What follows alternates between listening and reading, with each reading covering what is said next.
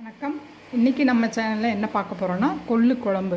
கொள்ளு வச்சு நம்ம நிறைய ரெசிபி பண்ணுவோம். அதில் கொள்ளு குழம்பு எல்லாம் செய்கிறது தான். ஆனால் நான் இன்றைக்கி கொஞ்சம் டிஃப்ரெண்ட்டாக பண்ணியிருக்கேன். இது வந்து ரொம்ப நம்ம நார்மலாக வைக்கிறத விட ரொம்ப டேஸ்ட் அதிகமாக இருக்கும்.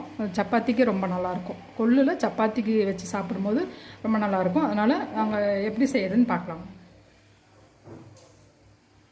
பாருங்கள், இப்போ நம்ம வந்து கொள்ளு குழம்பு செய்ய போகிறோம். அதுக்கு நம்ம ஆயில் விட்டுட்டோம். தேவையான அளவு பாத்திரத்தில் ஆயில் விட்டுக்கலாம்.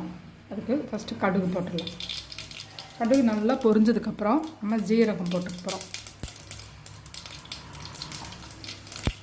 ஜீரகம் வெடித்த உடனே ஒரு வரமிளகா, கருவேப்பிலை போட்டுக்கலாம். அப்புறம் சின்ன வெங்காயம் தான் இதுக்கு போடணும், அப்போ தான் நல்லாயிருக்கும்.